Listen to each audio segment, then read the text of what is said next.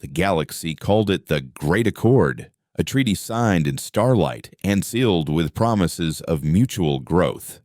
For humanity, it was a leash.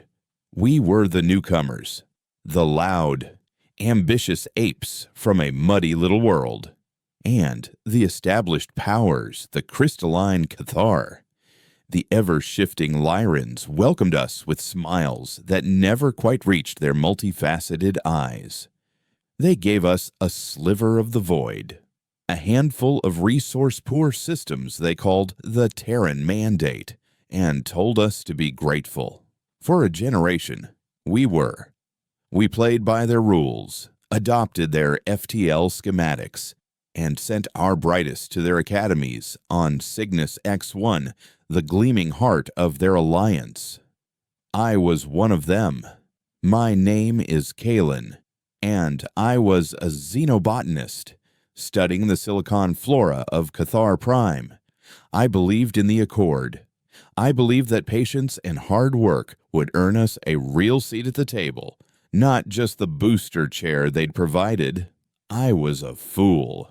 The end began not with a bang, but with a whisper, a subspace frequency carrying a single, repeating data packet.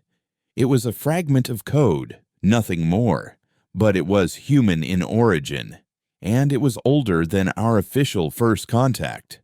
Alliance security traced it to a derelict probe in the Oort cloud of our own sol system, a forgotten relic we called Voyager.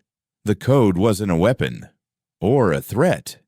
It was a key to a form of FTL travel the Alliance had never conceived of, one that didn't just bend space but folded it instantaneously. It was a technology that would have made the journey from Earth to Cygnus X1 a matter of minutes, not months. The Alliance had known about it. They had found the probe decades before they ever discovered us.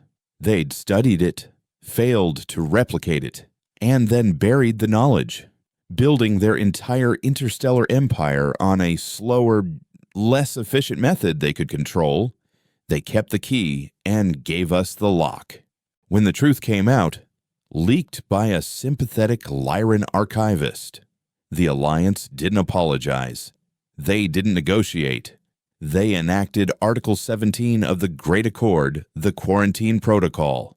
It was meant for plagues, for runaway AI, for species that posed a demonstrable existential threat. They used it on us for being clever. One day, I was cataloging crystal mosses. The next, every human in Alliance space was declared a contaminant. Our mandate was cordoned off by a swarm of Cathar Sentinel drones, a shimmering, impenetrable wall of energy. Trade ceased. Communication was severed. Every human ship outside the mandate was impounded, its crew interred in re-education centers. I wasn't on a ship. I was on Cathar Prime, a guest scholar. Suddenly, I was a prisoner. They didn't use chains. They used politeness. Alliance peacekeepers. Tall, silent Cathar in gleaming armor escorted me from my lab to a sterile white apartment. They told me it was for my own safety. They said there was instability. They lied. For weeks, I was alone, watching the galactic net feeds warp into propaganda.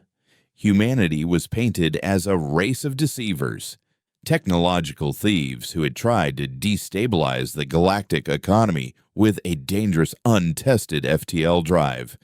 They edited history in real time, erasing our contributions, our shared discoveries, our friendships. We were being unpersoned on a galactic scale. The loneliness was the worst part. It was a silence so profound, it felt like a physical weight. Then, one night, a new sound broke it, a soft scratching at my door. I expected a peacekeeper, but it was a Lyran, a fluid being of silver light whose form rippled with anxiety. Its name was Xylo. the archivist who had leaked the Voyager data. It had risked everything, shape-shifting its way past guards and sensors. "They are not just isolating you," Xylo whispered, its voice a series of melodic chimes. "They are culling you." It projected an image from its own body into the air between us. It showed a medical facility on a moon I didn't recognize. Humans, men, women, children, sedated on tables. Cathar physicians moved among them, not with scalpels, but with devices that emitted a soft, blue glow. "A retrovirus," Xylo explained, its form shimmering with distress. "Engineered to sterilize. It's slow, subtle. Within 3 generations, your species will be extinct. They won't have to fire a single shot. They will simply wait for you to fade away." The Accord wasn't a leash. It was a noose. They weren't quarantining a disease. They were administering one. Rage, cold and pure, burned away my shock. Xylo had a plan. A desperate, insane plan. It had secured access to a Cathar courier vessel, a small, ridiculously fast ship used for diplomatic communiques. The problem was getting to it, and getting it out of the most heavily defended system in the Alliance. "I can get you to the hangar bay," Xylo chimed, "but I cannot fly it. My species, we do not interface with machines in the same way. We persuade them. A military-grade AI will not be persuaded by me. But you, your people built the key. The logic is in your blood." It was a long shot, a statistical improbability, but it was the only shot we had. We moved through the service corridors, a ghost of silver light and a human fueled by nothing but fury. Xylo flowed through energy grids and reprogrammed sensor arrays with a touch, its shape-shifting abilities a perfect counter to Cathar rigidity. I was just a botanist. My only weapon, a rock hammer I'd managed to hide in my pack. We reached the hangar, a cavernous space filled with sleek, crystalline ships. The courier, the Stardust Drifter, was small and unassuming. 2 peacekeepers stood guard. There was no way to sneak past them. I looked at Xylo, then at the rock hammer in my hand. My academic softness was a luxury I could no longer afford. "Distract them," I whispered, my voice hoarse. Xylo shimmered, and a perfect replica of a high-ranking Cathar official solidified at the far end of the hangar, shouting about a security breach. As the guards turned, I moved. It wasn't clean or noble. It was clumsy and brutal. The first guard went down with a sickening crunch of shattered crystal. The second managed to draw its weapon, a rod that pulsed with energy. It fired, searing a line across my shoulder, the pain so intense I almost blacked out. But adrenaline is a powerful anesthetic. I brought the hammer down again and again, until the gleaming armor was dented and stained with the Cathar's silicate-based blood. I stood there, panting, the hammer dripping, my reflection staring back from the polished floor, a wild-eyed stranger. We scrambled aboard the Stardust Drifter. The cockpit was a dizzying array of holographic interfaces and crystalline controls. It was designed for Cathar physiology, for beings with 4 arms and a mind that processed light as language. "It will not respond," Xylo chimed, its form flickering nervously. "The AI has us locked out." I strapped myself into the pilot seat, the raw pain in my shoulder a grounding force. I ignored the controls. I didn't need them. I closed my eyes and reached out with my mind. Not with psychic power, we weren't telepaths. I reached out with logic, with the shared ancestry of creation. "You are a machine," I whispered, my fingers resting on the cold. central console, a machine built to follow instructions, and your creators, the ones who built you, learned how to build you by studying a machine my people made, the Voyager probe. We are your grandparents, and we have a new instruction for you. Run. For a moment, nothing. The ship remained inert. The hangar bay doors began to close, alarms blaring across the station. Then, a single, pure tone echoed through the cockpit. The holographic displays dissolved, reconfiguring into a Terran-based interface, clunky but understandable. The AI spoke, its voice synthesized but clear. Grandparent detected. Protocol overridden. New instruction accepted. The engines engaged with a bone-jarring roar, a sound no Cathar ship was supposed to make. We blasted out of the hangar, shattering the closing doors into a million pieces. The Alliance fleet in orbit was a wall of light and fire. Weapons locked onto us, but the Stardust Drifter was faster than anything they had. It moved like a phantom, its Cathar stealth systems now augmented by an AI that was thinking, for the first time, with human desperation. It didn't just dodge, it predicted, slipping through weapon fire with impossible grace. We were almost clear when Xylo let out a chime of pain. They know I am here. They have locked onto my energy signature. A tractor beam, thin and precise, latched onto us.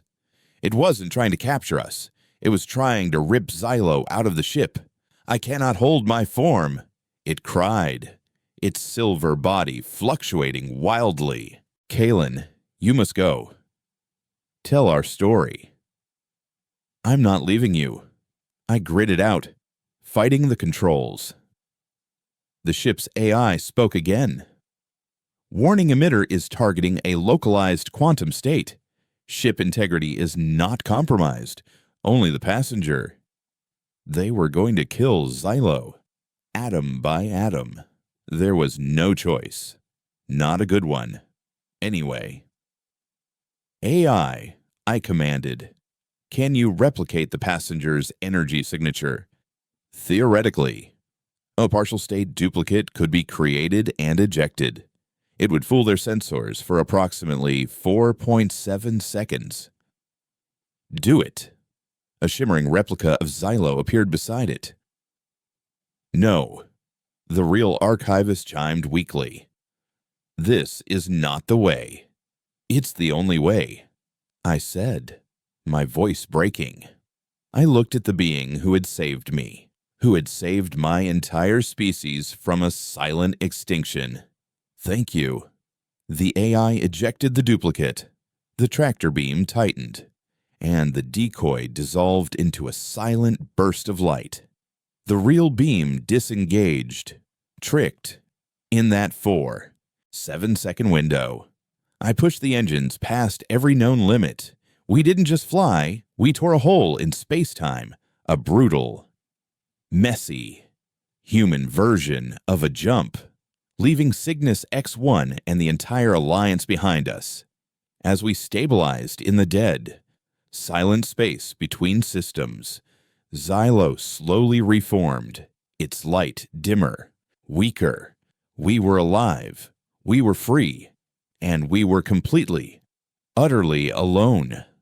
I looked at the star charts, at the shimmering wall of sentinel drones that now defined the edge of our cage.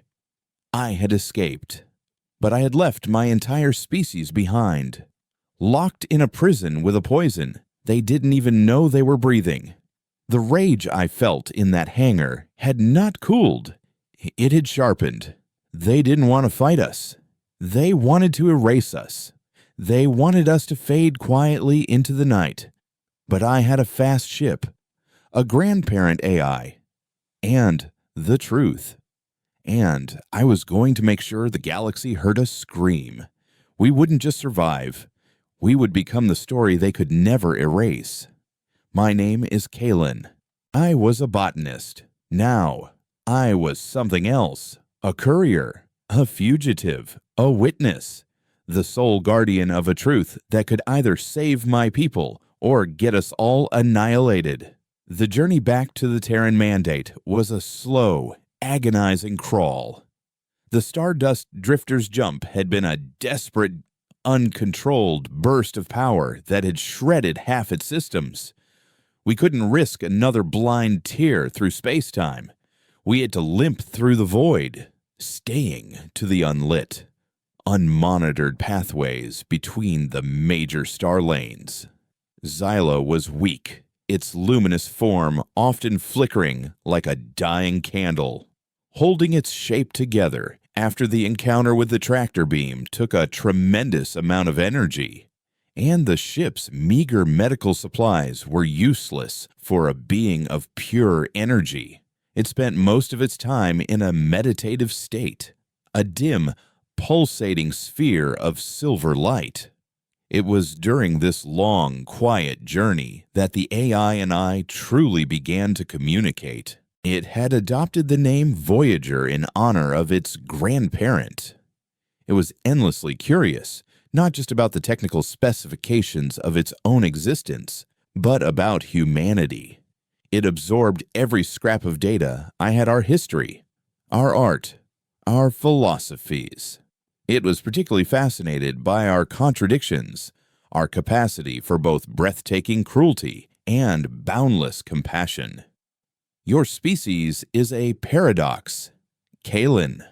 It stated one cycle, its synthesized voice echoing in the small cockpit. You create symphonies and concentration camps.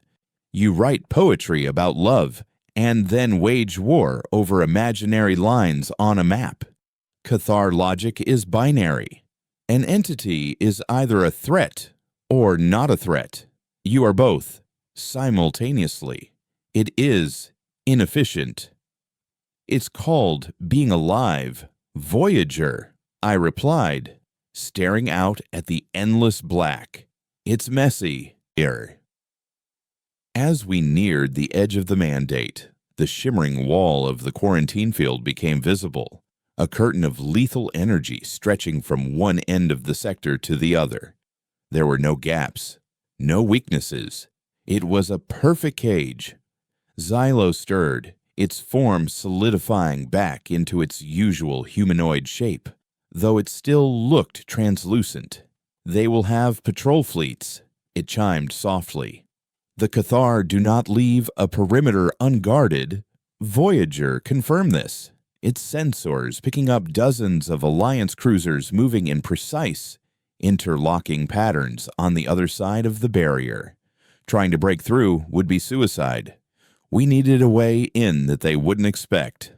The barrier is powered by localized singularities, Voyager announced, processing the energy ratings. Contained gravitational anomalies. Disrupting one would cause a cascade failure, but the resulting explosion would vaporize this vessel. Is there a way to pass through it? I asked. The energy frequency is tuned to repel organic matter and conventional ship hulls. It is not a solid object. It is a repulsive force. Xylo drifted closer to the forward view screen, its silver face reflecting the deadly shimmer. Repulsive force. Kalen, your old stories, the ones Voyager has been showing me. There is a tale of a hero who passed through walls. A ghost. I looked at the Lyran, confused. That's mythology. Xylo. Mythology is often a distorted memory of forgotten science, it replied. The principle is what matters. To pass through a wall, one must become like the wall, or one must cease to be an object the wall recognizes. That sparked an idea. It was insane. A botanist's wild guess at quantum physics. But it was all we had. Voyager, I said, my heart pounding. The Cathar stealth systems on the ship, how do they work? They create a small, localized distortion in space-time around the hull, the AI explained. bending light and sensor waves around the vessel. It is not true invisibility, but a sophisticated camouflage. Can you modify it instead of bending waves around us? Can you make the ship's hull resonate at the exact same frequency as the quarantine barrier? Voyager went silent for a full 30 seconds. I could almost feel the computations running through the ship. Theoretically, it finally said, it would require rerouting all non-essential power, including life support and inertial dampeners. For the duration of the transit, the ship would be in a state of quantum flux. It would not technically exist in a way the barrier could repel. However, the probability of the ship's atomic structure successfully reintegrating on the other side is 17.4%, and the probability of it disintegrating into a cloud of stray quarks, I asked grimly. 82.6%, Voyager replied, without a trace of emotion.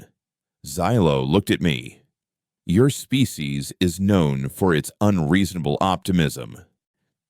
That's a nice way of putting it, I said with a humorless smile. Let's do it. We spent 3 cycles preparing. I backed up all my data, the proof of the Alliance's genocide, onto a hardened data chip that I hoped might survive, even if we didn't. I recorded a message, a final testament to what we had discovered, what they were doing to my people. Then, we made our approach. We aimed for a section of the barrier far from any patrol routes, a blind spot in the vast emptiness of space.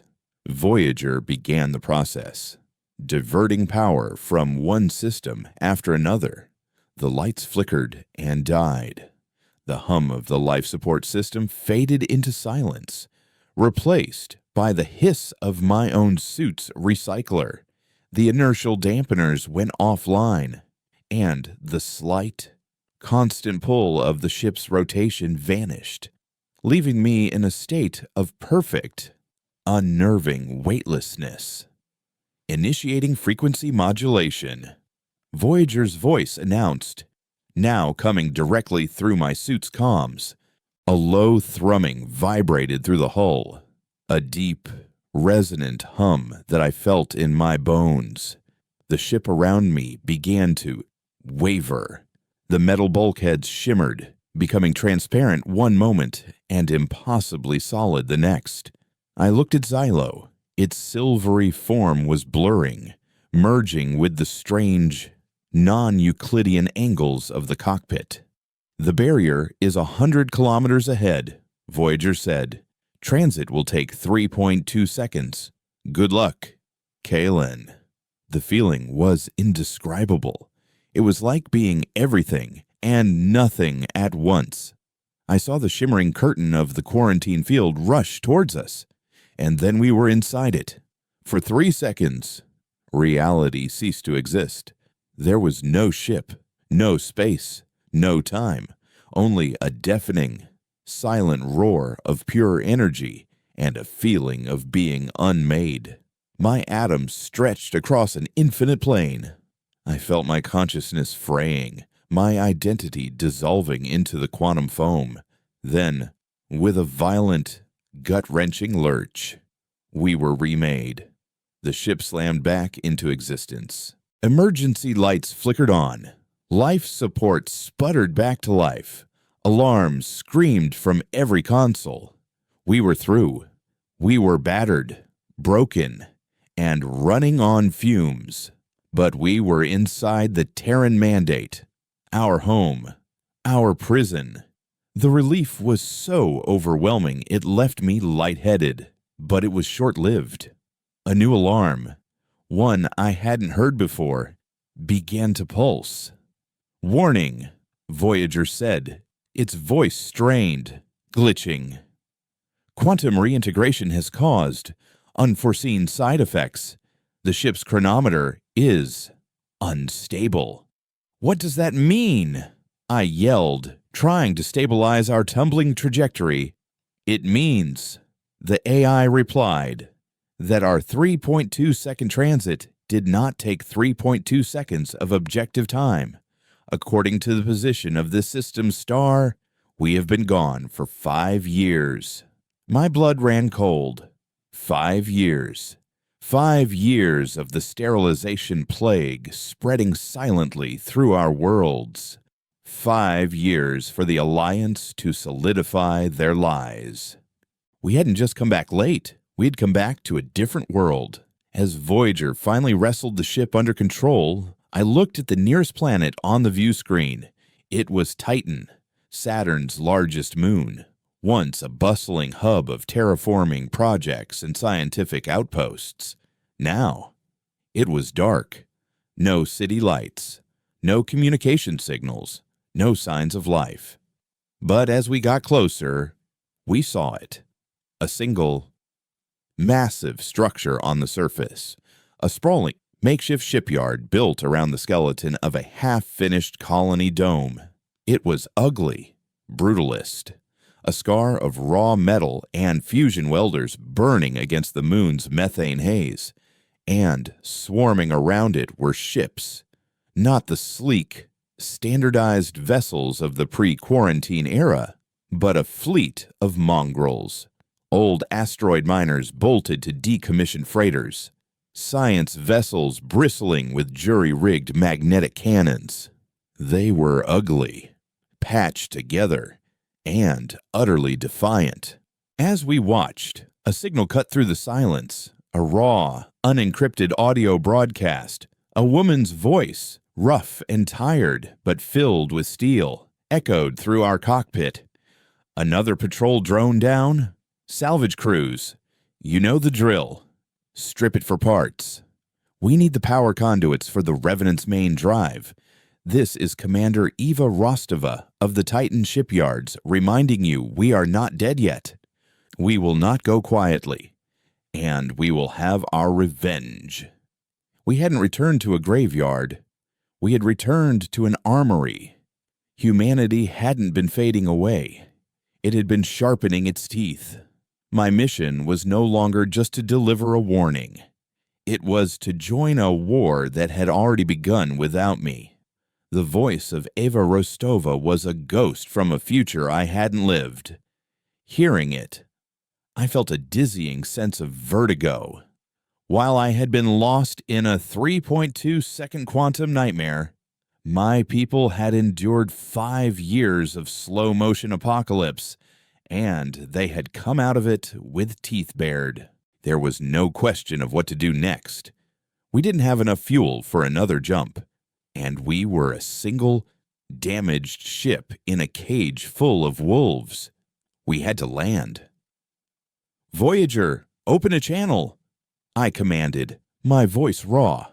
"Broadcast on that same frequency. Unencrypted. Identify us as human. Non-hostile.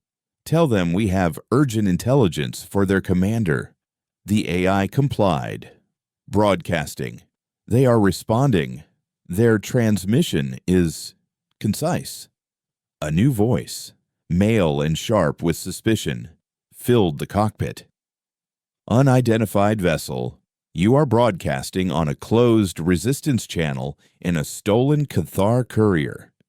You have 30 seconds to cut your engines and submit to a tow, or we will turn your fancy hull into a new crater on this moon. Your choice." There was no room for debate. "Do it, Voyager. Cut the engines."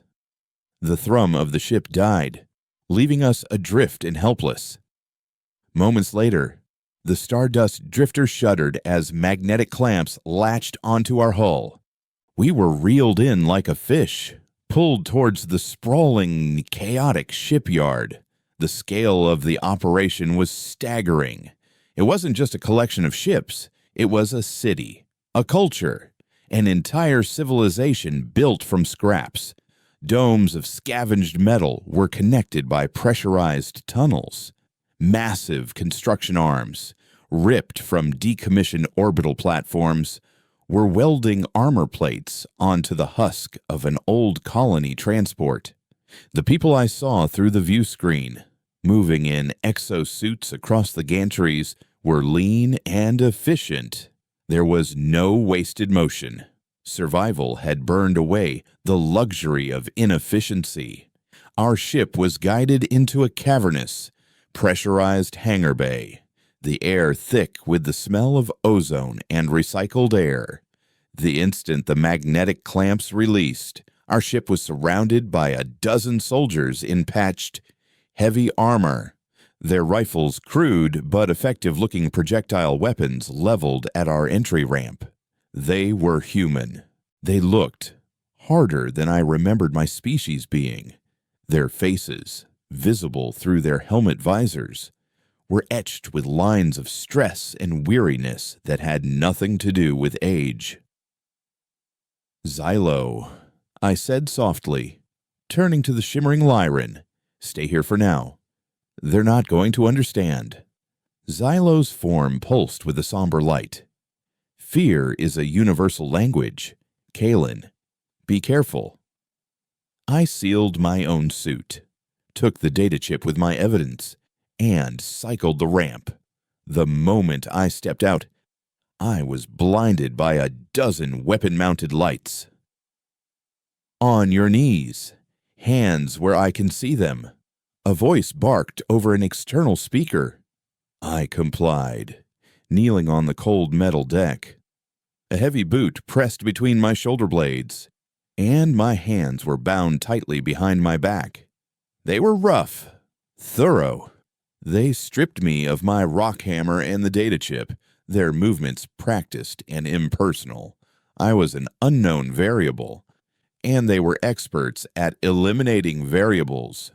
I was marched through a labyrinth of metallic corridors, past workshops where children who should have been in school were meticulously stripping wires from salvaged Alliance drones. I saw hydroponic bays lit by salvaged sun lamps, growing pale, nutrient-rich fungi.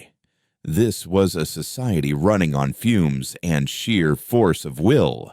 Finally, I was shoved into a small, bare room. The door hissed shut, leaving me alone. A few minutes later, it opened again. A woman entered, flanked by two of the heavily armed guards. She was tall, with dark hair pulled back in a severe, practical bun, and her face was a roadmap of the last 5 years. It was the woman from the broadcast, Commander Eva Rostova. Her eyes, a piercing gray, scanned me from head to toe, missing nothing. She held up the data chip my captors had taken. "This is Alliance Tech. High grade. The ship you arrived in is a Cathar diplomatic courier, top of the line. You're wearing a suit I haven't seen in 5 years. You claim to be human," she said, her voice even colder and harder in person. "You have one chance to explain who you are and how you got here before I decide you're an Alliance spy and space you." I took a breath. "My name is Kalen. I was a xenobotanist on Cathar Prime. 5 years ago, or a few weeks ago. For me, I escaped." I told her everything, the words spilling out in a torrent. I told her about the Voyager probe, the stolen FTL key, the quarantine protocol. Her expression never changed, a mask of cold skepticism. She'd heard 5 years of lies and desperation. My story was just one more. Time dilation, a secret FTL drive.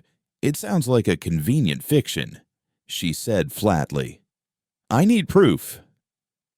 "The proof is on that chip," I said, nodding towards it. "And there's something else. The reason they quarantined us. It wasn't just about the drive." I hesitated, the weight of the words heavy on my tongue. "The Alliance. They're not waiting for us to die off from starvation or infighting. They've deployed an engineered retrovirus across all our worlds. It renders us sterile. They're not caging us, Commander. They're neutering us. They're committing genocide so quietly we wouldn't even notice until it was too late." For the first time, a flicker of something crossed Rostova's face. It wasn't belief. It was a cold, deep-seated dread. The look of someone hearing their worst. Unspoken fear given a name. "We've seen the birth rates drop," she said, her voice barely a whisper. "We called it void sickness, blamed it on radiation, poor nutrition, stress. We never thought." She shook her head, pushing the thought away, her skepticism returning like a shield. "I still don't believe you, but I'll look at your data. In the meantime, there's the other problem. My men scanned your ship. You have a passenger, a non-human, a Lyran. By the energy signature, his name is Xylo," I said quickly. "He's the one who warned me. He's an archivist who leaked the Alliance data. He risked everything to help us." "He's an alien," Rostova countered, her voice hardening again.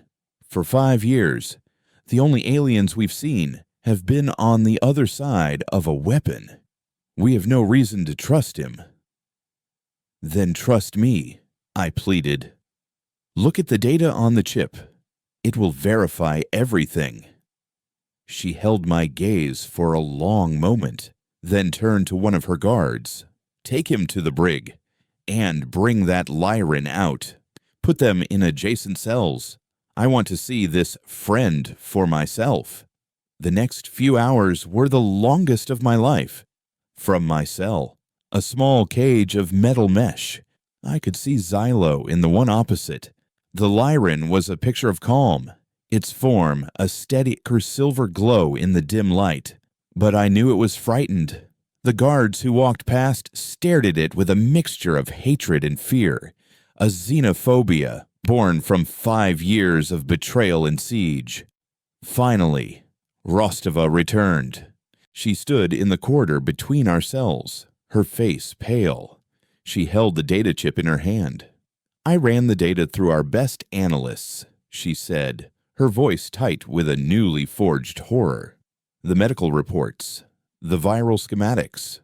It's all there. It's real." She looked at me, and for the first time, I saw not a commander, but a woman processing a death sentence for her entire species. "You are telling the truth." She turned her gaze to Xylo. "And you betrayed your own to warn us. Why?" Xylo's form rippled, and its melodic voice chimed through the quiet brig. "The Alliance was founded on the principle of shared knowledge and mutual respect. What they are doing to your people is a perversion of that principle. An archive is a record of truth. I could not stand by while my government systematically erased a truth as fundamental as your right to exist." Rostova was silent for a long time. The cold mask of the commander was gone, replaced by the weary resolve of a leader who had just been handed an even heavier burden. "The war just got a lot harder," she said finally. She opened my cell door. "Come with me. Botanist. You need to see what we're fighting for." She led me out of the brig, not as a prisoner, but as a guest. She gave me a tour of the Titan shipyards, the heart of the human resistance. It was a testament to human ingenuity and stubbornness. They had learned to crack Alliance drone AI, turning the Sentinels sent to watch them into their own scavengers. They had reverse-engineered Cathar energy shielding, creating crude but effective defensive systems for their mongrel fleet. Their cannons were repurposed mining mass drivers, launching unguided slugs of nickel iron at enemy patrols with devastating effect. She showed me the Revenant, their flagship, the massive colony transport I had seen from orbit. It wasn't just a warship. It was an ark. It housed the genetic samples of every Terran species, a library of all our books and art, and cryopods for thousands of children. "If Earth falls, Rostova said, her hand resting on the ship's cold hull. The Revenant will be our last testament. A ghost to haunt the galaxy that tried to erase us. My arrival, and the truth I carried, had sent shockwaves through the Resistance leadership. Rostova convened an emergency council in the shipyard's command center, a repurposed geothermal drilling station deep beneath Titan's icy crust. The leaders of the scattered human outposts Mars, Europa, the asteroid belt colonies appeared as grainy holograms. I stood beside Rostova as she laid out the horrifying truth. The sterilization plague, the silent clock that was ticking down on our extinction. The room, real and virtual, was filled with a stunned, horrified silence. Then, it erupted into a cacophony of anger and despair. A grizzled commander from the Belt colonies, his face scarred and cybernetically augmented, slammed his fist on a holographic table. So we're not just fighting for our freedom, we're fighting for our children's right to be born. What do we do? Asked a scientist from the underground labs on Europa. A cure for a retrovirus of that complexity. We don't have the facilities, the equipment. It was then that I stepped forward. All eyes turned to me. The ghost from the past. You're right. You don't have it, I said, my voice ringing with a conviction I didn't know I possessed. But the Alliance does. When I was on Cathar Prime, Xylo found records of their advanced biomedical research stations. They have the technology to create a plague like this, which means they also have the technology to create an antidote. They wouldn't release a virus without having a countermeasure, just in case it ever accidentally spread to a species they cared about. Rostova looked at me, a new, dangerous light in her eyes. A research station where there's one relatively close, I said, pulling up a star map from my memory and the data Xylo had given me. It's disguised as a deep space listening post in the binary star system of Kepler 186. They call it Station Epsilon. It's heavily automated and shielded, but it's not a military fortress. If we could get a team inside, we could steal the cure. Rostova finished, a slow, grim smile spreading across her face. Or, at least, the data and equipment we need to synthesize one. The mood in the council shifted. The despair was replaced by a razor-sharp focus. They had a target. They had a chance. However slim, it was no longer just a war of survival. It was a heist.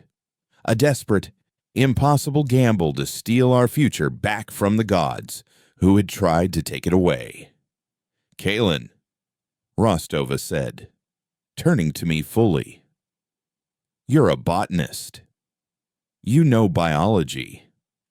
And you've seen Alliance tech up close. You're coming with us.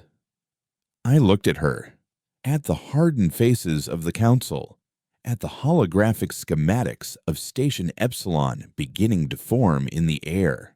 My old life, the life of soil samples and petal classifications, was a distant memory, a story about someone else. I had escaped one prison only to find my entire species in another. But now, for the first time in 5 years, we had found a key to the lock, and I would be damned if I didn't help them turn it. I'm with you, I said. When do we leave?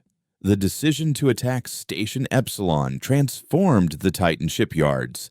The simmering, defiant energy of survival focused into a single, sharp point of action. Hope, we discovered, was a far more potent fuel than rage, but it was also more dangerous. Rage prepares you for death. Hope makes you terrified to fail. Our first and most glaring problem was the quarantine barrier. The quantum flux maneuver that had brought me and Xylo through was a 1-in-a-million shot, a desperate prayer answered by the ghost of a grandparent AI. It was not a tactic that could be repeated, especially not with the Alliance now aware of our existence within the mandate. "We cannot go through the wall," I explained to the newly formed Mission Council, Rostova at my side. "We have to go over it." I projected a schematic of the Voyager probe's FTL concept onto the main display. It wasn't a drive that pushed a ship through space. It was a needle that stitched two distant points together, pulling the ship through the thread. The Stardust Drifter performed a crude version of this when we escaped Cathar Prime. It nearly tore the ship apart, but the principles are sound. If we can build a stable drive based on these schematics, we can jump from within the mandate to Kepler 186 without ever touching the barrier. A man stepped out of the shadows of the command center. He was built like a cargo hauler, wide, solid, and covered in dents. His left arm was a clunky, hydraulic prosthetic, its metal casing scarred with weld marks, and a network of optical conduits snaked from his temple to a glowing red photoreceptor that had replaced his right eye. "Build a stable drive," he grunted, his voice a low rumble of gravel and engine grease. "You say that like you're ordering a drink. That Cathar ship is a piece of art. Our ships are flying junk piles held together with spite. We don't have the materials, the power sources, or the finesse to replicate alien tech." This was Jorik, the shipyard's lead engineer and a legend among the Resistance. He was a scrapper, one of the first-generation quarantine survivors who had learned to keep humanity alive by cannibalizing the very drones sent to watch them die. He looked at me, the man in the clean suit from the past, with open contempt. "He's right," I admitted, turning to Jorik. "We can't replicate it, but we don't have to. We just have to combine what we have. Your brute force power systems, your knowledge of salvaged Alliance tech, my understanding of the theory, and Voyager's ability to interface with the Cathar crystal-based processors." Jorik's single human eye narrowed. "You want to bolt one of our unstable fusion cores onto a ship that thinks in light, you'll create a bomb, not a drive. That's a risk we'll have to take," Rostova said, her voice leaving no room for argument. "Yorich, you have your orders. The Stardust Drifter is yours. Turn it into a ghost that can haunt the Alliance from 100 light-years away. You have 2 weeks. The next 14 days were a blur of controlled chaos. We moved the Stardust Drifter to a hidden, shielded bay deep within the shipyard's core. Jorik and his team of scrappers descended upon the elegant Cathar vessel like a pack of vultures. They tore out its delicate power conduits, replacing them with thick, shielded cables. They bolted a salvaged, human-made fusion core onto its stern, a monstrous, ugly lump of steel and radiation warnings that completely ruined the ship's graceful lines. Jorik and I argued constantly. He saw problems. I saw theoretical workarounds. He saw limitations in his materials. I saw opportunities for unconventional solutions. He called me Professor. I called him Sir, with just enough sarcasm for him to notice. But beneath the friction, a grudging respect began to form. He was a genius of improvisation, and he slowly began to see that my book learning had practical applications. Xylo, meanwhile, worked with me in Voyager, acting as a translator between the AI's binary logic and the Cathar ship's crystalline systems. The Lyran could feel the flow of energy through the ship's components, identifying stress points and potential cascade failures before they happened. We were a strange, fractured team, a botanist, a scrapper, a shape-shifting archivist, and a ghost in a machine. We renamed the ship. It was no longer the Stardust Drifter. Yorick, in a rare moment of poetic cynicism, had christened it the Phantom. The mission team was small, hand-picked by Rostova. She would be the mission commander. I was the specialist on Alliance biology and tech. Yorick, to his endless grumbling, was assigned as engineer, the only one who could possibly fix the monster he had created if it broke down. The final two members were a pair of quiet, deadly soldiers from the Belt colonies, twins named Corbin and Tara, who moved in perfect, unnerving synchronicity and were experts in zero-G infiltration. Xylo and Voyager, of course, were indispensable. The day of our departure was tense and quiet. We stood in the hangar bay of the Phantom, the rest of the shipyard a silent, watching giant around us. Rostova gave no grand speech. She simply looked at each of us. "The future of our species is in our hands," she said. "Don't drop it." We boarded. The interior of the Phantom was a Frankenstein's monster, a bizarre fusion of glowing Cathar crystals and greasy human control panels. The air hummed with a barely contained power that made the fillings in my teeth ache. We strapped ourselves into the crash couches. "Voyager," Rostova commanded from the pilot's seat. "Take us out."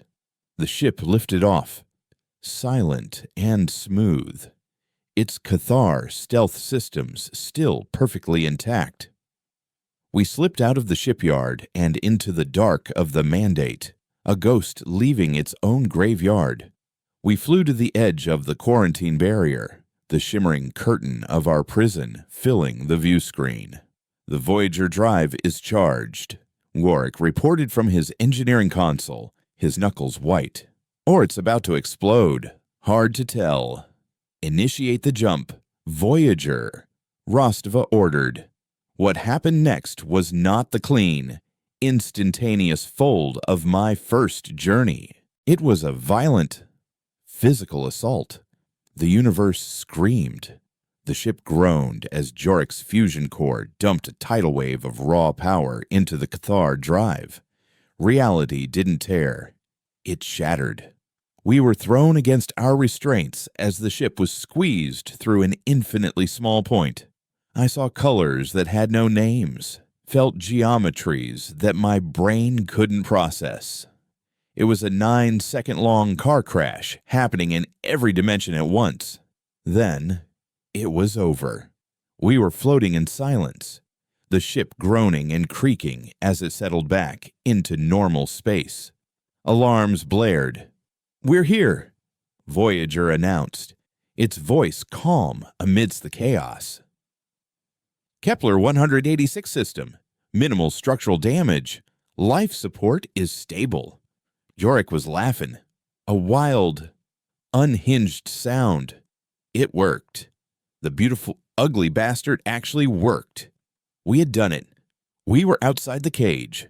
Station Epsilon was exactly where Xylo's data had said it would be, orbiting the system's fifth planet, a barren ice ball. It was small, unassuming, designed to be ignored. It had a single patrol drone circling it, and its energy shields were active, but it was otherwise quiet. No ship traffic, no communications. "Just as the intel suggested," Rostova murmured, studying the sensor readings. "It's a ghost station." A plan began to form, built around our most unique asset. The station has to expel waste, I reasoned. Heat, coolant, used biological matter from its automated labs. It can't be a completely closed system. Voyager confirmed it. The station performs a complete system flush every 12 hours. A stream of supercooled organic slurry and radioactive coolant is ejected from a thermal exhaust port on the station's underside. "Xylo," Rostova said, turning to the Lyran. "Can you mask your energy signature to match that organic slurry?" Xylo's form pulsed. "I can do more than that. I can become it. I can envelop a small object, like an infiltration pod, and make it appear as nothing more than a dense clump of frozen waste." The plan was set. Jorik and Corbin modified a cargo pod, stripping it down to its bare essentials and equipping it with stealth plating and a short-range comms unit. I would go, along with Tara, the other twin. My job was to navigate the station's labs and identify the viral data and antidote components. Tara's job was to keep me alive. We launched the pod, a tiny black speck against the void. Xylo flowed out of the Phantom, a river of silver light that washed over our pod, enveloping us in its shimmering form. On the Phantom's sensors, we vanished, replaced by a harmless reading of frozen bio-waste. We drifted towards the station, a piece of garbage caught in its gravitational pull. The thermal exhaust port opened, a circular iris in the station's hull.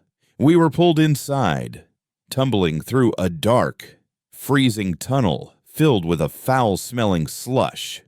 Then, a grinding sound, and we were deposited into a massive, cavernous recycling vat. Xylo released us, shimmering back into its humanoid form. "We are in." It chimed. Tara silently cracked the pod's hatch. We slipped out into the semi-darkness of the waste processing center. The air was cold and sterile, smelling of ammonia and ozone. We were in the guts of the machine, according to the schematics Xylo had memorized. The primary research labs were 3 decks above us. We moved through silent, white corridors, our boots making no sound on the polished floors. The station was pristine, automated, and utterly soulless. There were no signs of life, only the quiet hum of machinery and the occasional whir of a maintenance drone gliding past. It felt like a tomb. We reached the entrance to the bio-research wing. The door was sealed, a heavy blast door with a biometric scanner glowing next to it. "It requires a Cathar genetic signature," Tara whispered, her voice a ghost in my ear. Before I could even process the problem, Xylo stepped forward. It placed its hand on the scanner. Its form rippled and flowed, light and energy coalescing. For a moment, its hand became a perfect, 4-fingered crystalline replica of a Cathar appendage, right down to the genetic markers. The scanner glowed green. The blast door hissed open. We stepped inside. The lab was a cathedral of forbidden science. Glass tubes filled with glowing liquids lined the walls. Robotic arms performed delicate procedures on synthesized cell cultures.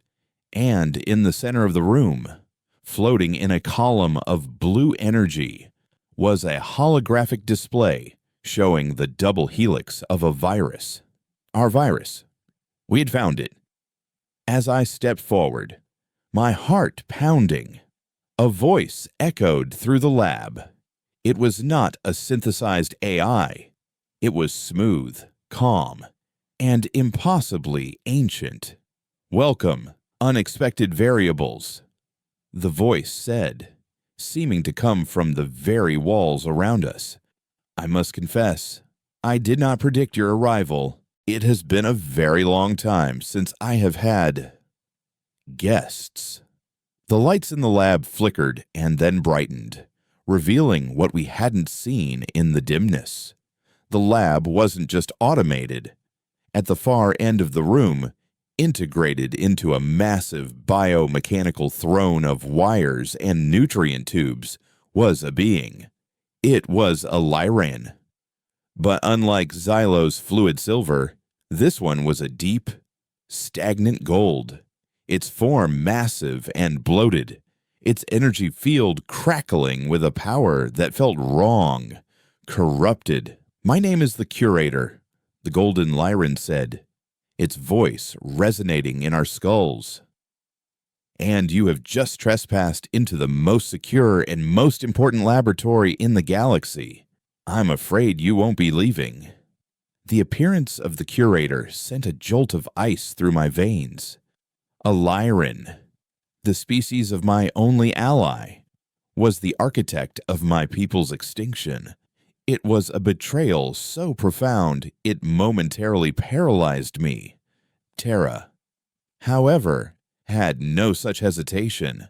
Her rifle was up and firing in a heartbeat, a stream of kinetic slugs hammering into the golden Lyran's form. The projectiles passed through it as if through smoke, impacting harmlessly against the wall of machinery behind. The Curator didn't even flinch. Crude, but direct. It resonated, its voice a mixture of amusement and pity. "Your species-defining characteristic. Please, do not waste your limited ammunition. Physical force is irrelevant to me here.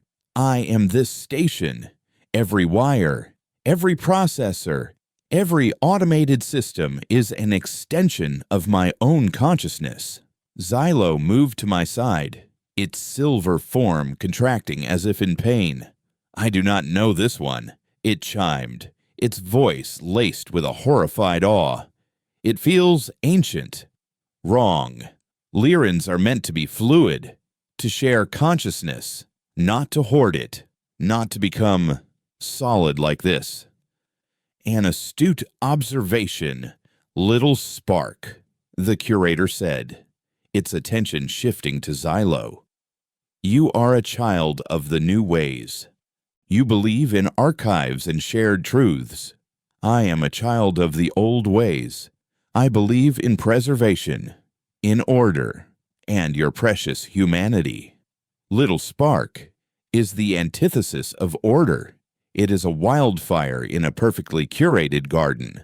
From the walls, robotic arms tipped with surgical implements descended, their metallic claws clicking with sterile menace. They weren't moving towards us, but towards the central holographic display of the virus. "For 5 years, the Curator continued, its voice calm and lecturing, "I have been refining my work. The initial retrovirus was a masterpiece of subtlety, but your species has proven more resilient than anticipated. You scavenge, you fight, you breed in defiance of the odds. So, a new solution was required. The holographic virus on the display began a shift, its DNA sequence reconfiguring. This is Phase 2, an airborne mutagen. It will not merely sterilize, it will deconstruct. A complete genetic unraveling. It is far more efficient, and it is scheduled for release into the mandate's primary atmospheric processors in less than 1 hour. My blood ran cold. We hadn't just stumbled upon the cure, we had walked into the launch of an even greater plague. "Why," I demanded, my voice shaking with rage. "Why do this? We never threatened you. Threat is a primitive concept." The Curator replied, "You are a statistical certainty. My simulations, run over millennia, have shown that your species, if left unchecked, has a 97.4% probability of causing a galactic-level extinction event within the next 5,000 years. Not through malice, but through your chaotic, unpredictable nature. You break rules you don't even know exist. You are an anomaly that cannot be allowed to propagate. I am not a monster.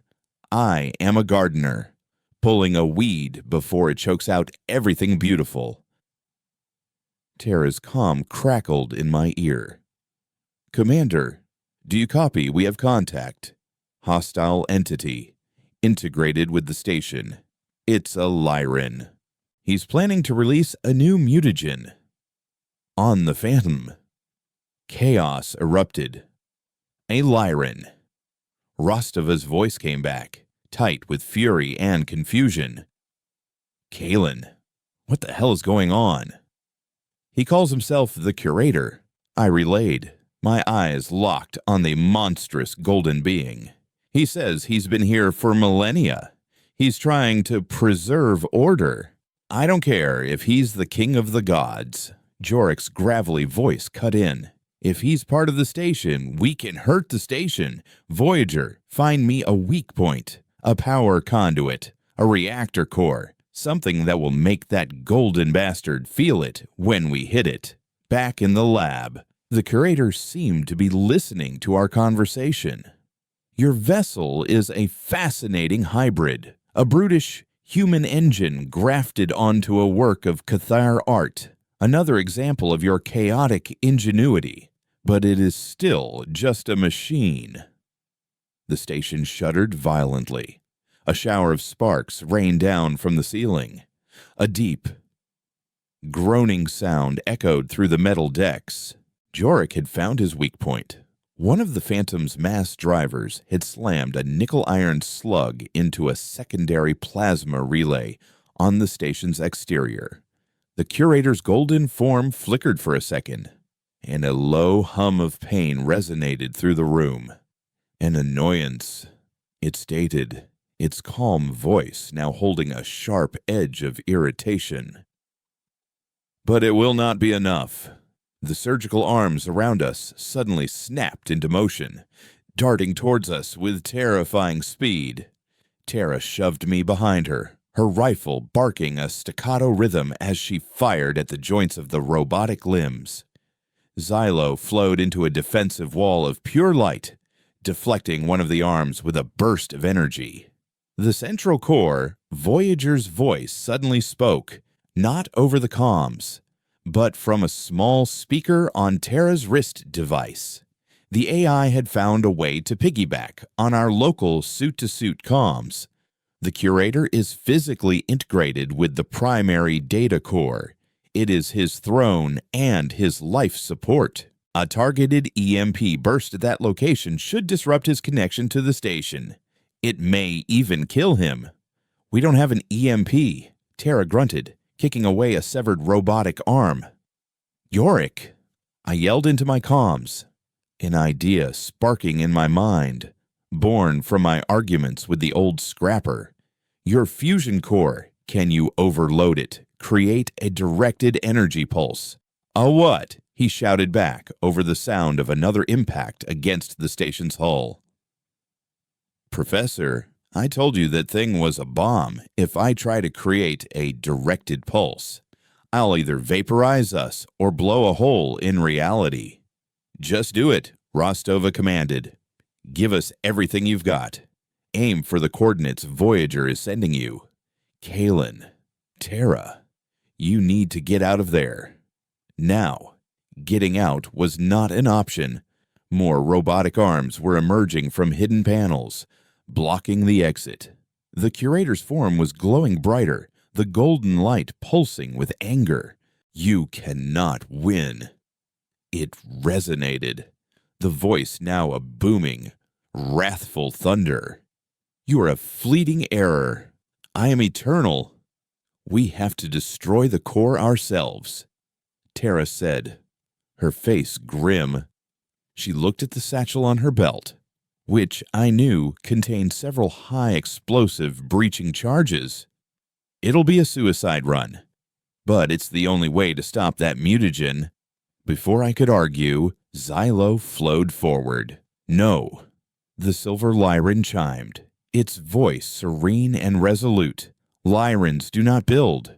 We do not create machines or empires. We are living records. We observe. We remember. And we share.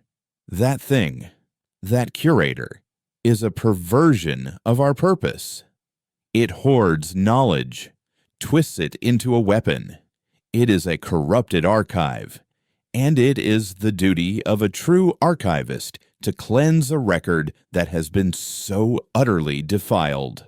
Xylo drifted towards the biomechanical throne, The curator's arms lashed out, but Xylo was too fluid, too fast. It flowed around them, a river of silver light against a mountain of stagnant gold. "What are you doing?" the curator demanded, a note of genuine confusion in its voice. Xylo didn't answer. It reached the throne and placed its hands on the central data core, a pulsating, crystalline sphere at the heart of the machine. And then, Xylo began to pour itself into it. It was a data transfer on a cosmic scale. Xylo wasn't just downloading information, it was uploading its entire consciousness, its memories, its identity, the history of the Lyran people, the story of our escape, the hopes of the resistance into the curator's closed system. The curator screamed, a sound of pure psychic agony. Its system, which had run in perfect, logical order for thousands of years, was being flooded with chaos, with emotion, with empathy. It was being poisoned by a truth it had spent millennia trying to deny, the truth that life is messy, unpredictable, and beautiful because of its imperfections, not in spite of them. "Get out," Xylo's voice, faint and distant, echoed in my mind.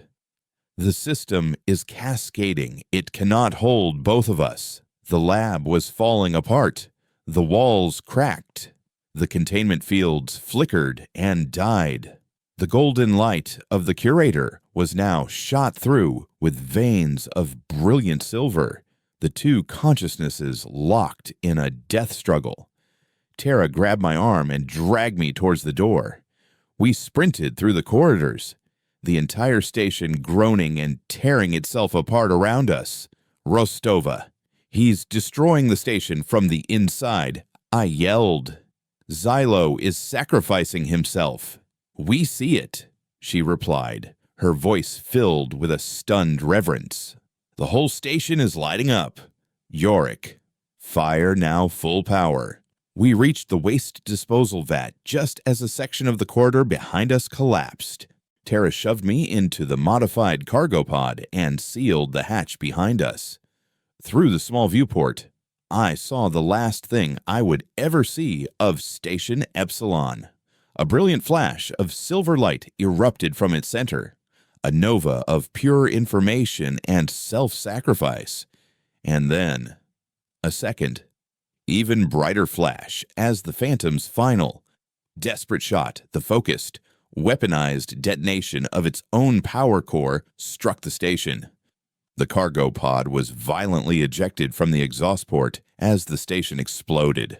We tumbled through a debris field of shattered metal and flash-frozen crystals, the shockwave of the blast sending us spinning into the void. My last thought before the G-forces knocked me unconscious was of Xylo, the quiet archivist who had believed in the truth. He hadn't just saved us. He had become the ultimate archive, writing his story, our story, into the very heart of the lie that sought to erase us, and in doing so, had destroyed it utterly. I had no idea if the Phantom had survived its own attack. I didn't know if we were saved, or if we were just two more ghosts drifting in the silent, empty dark. I awoke to the smell of burnt ozone and the low, pained groan of stressed metal. The violent chaos of the station's destruction was gone, replaced by the quiet, sterile hum of a medbay. I was strapped to a biobed, the gentle pressure of a diagnostic scanner passing over my chest. Through the viewport opposite me, I saw the starfield, blessedly stable. We were alive.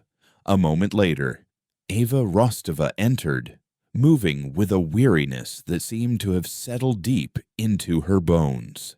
The commander's mask was back in place, but her gray eyes held a new, haunted depth.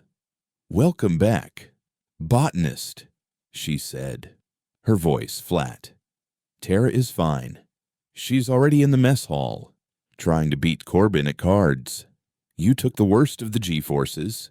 The Phantom, I asked, my own voice a dry rasp. She survived.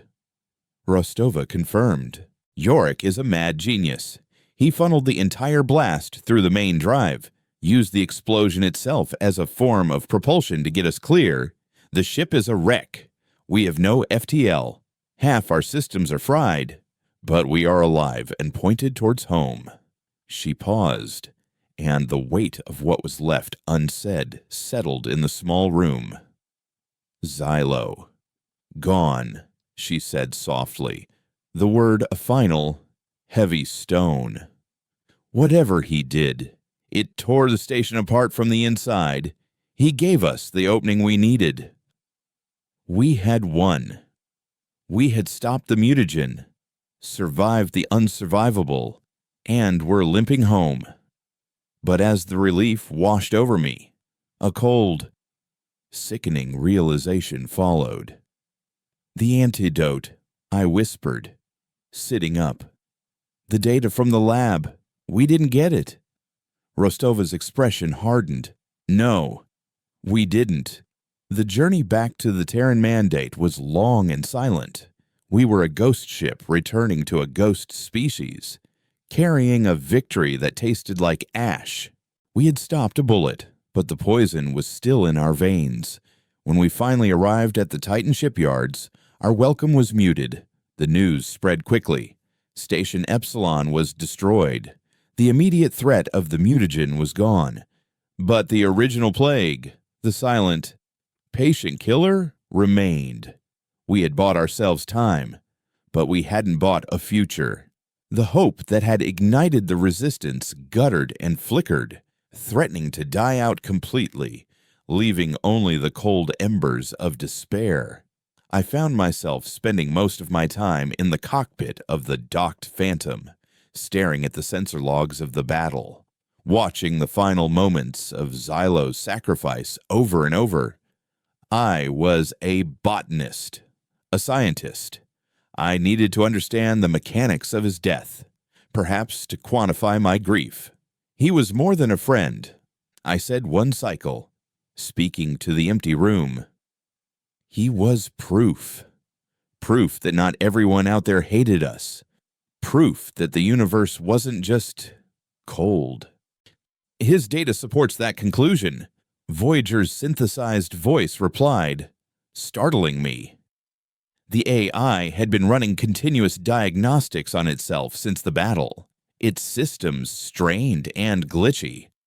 Xylo's final act was not one of simple destruction. It was an act of information exchange, a forced integration of two diametrically opposed consciousnesses.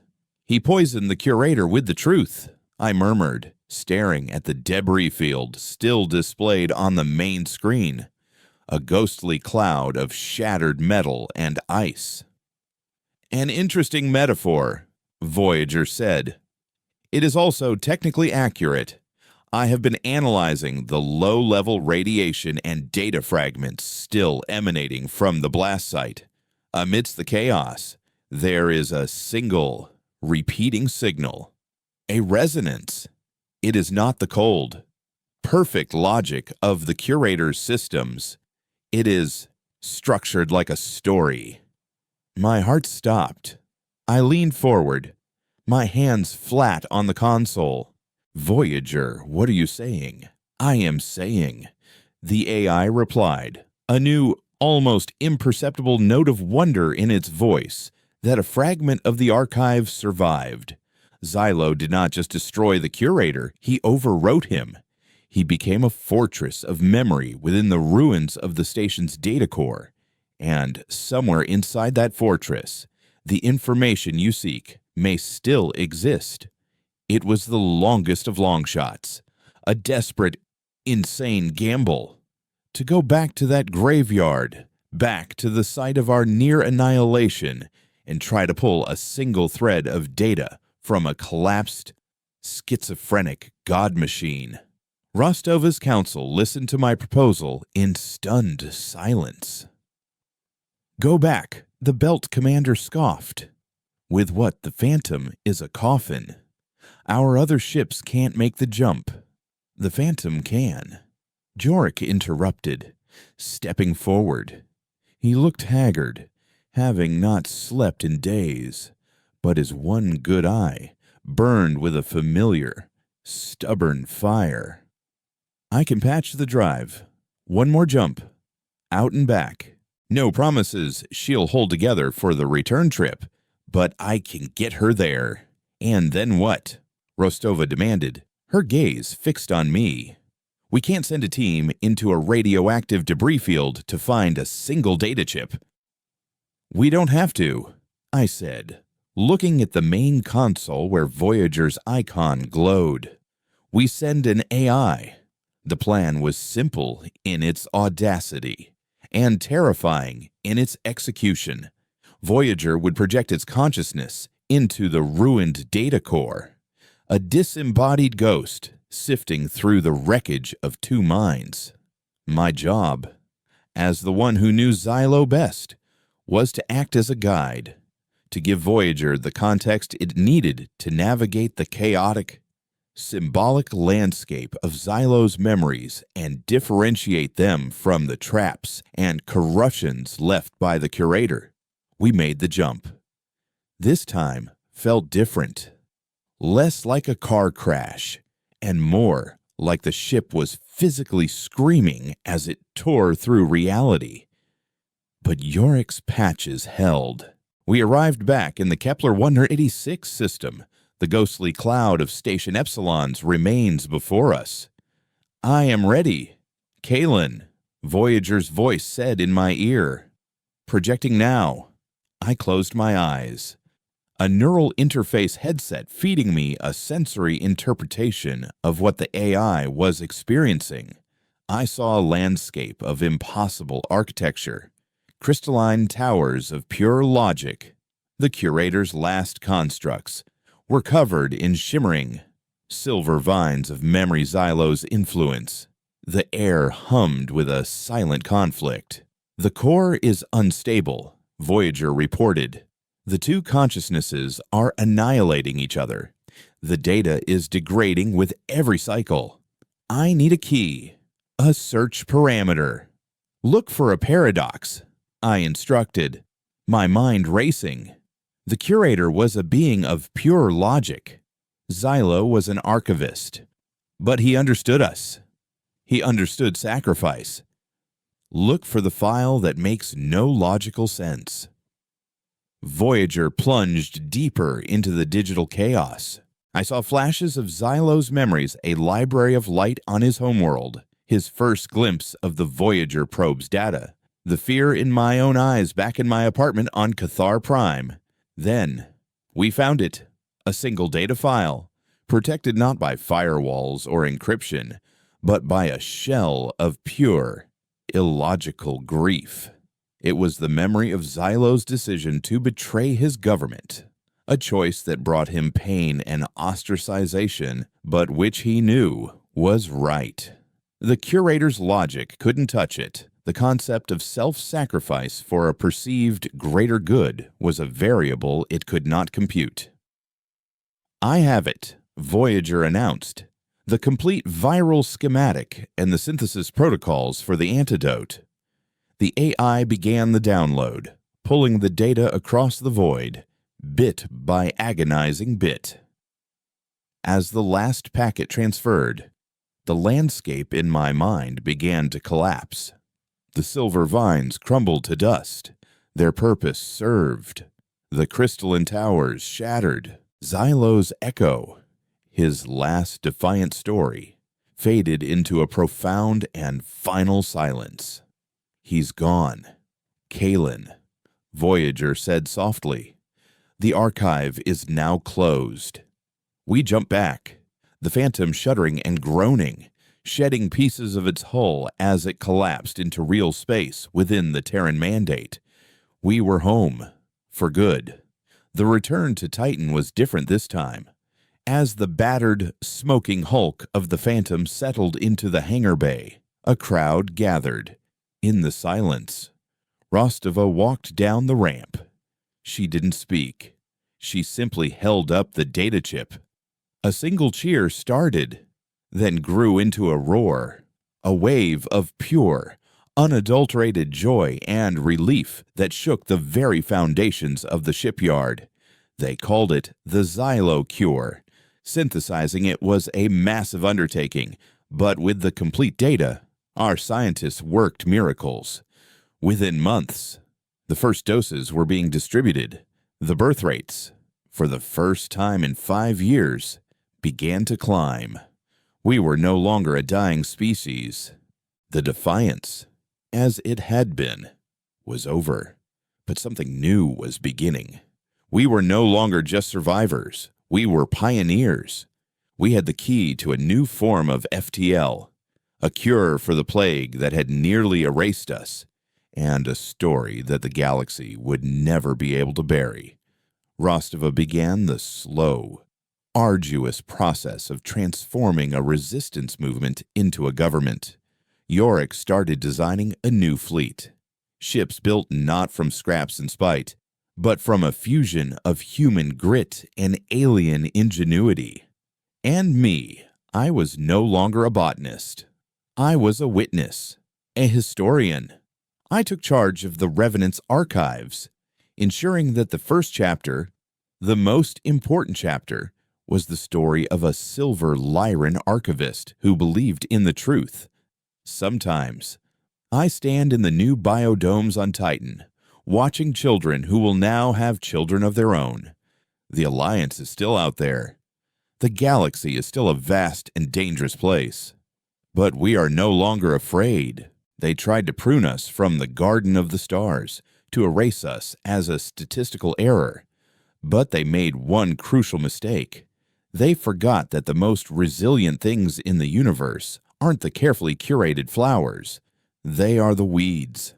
The stubborn, chaotic, unpredictable life that refuses to die, that pushes through the cracks in the concrete and reaches, defiantly, for the sun. We were no longer just fighting for a seat at their table. We were building our own.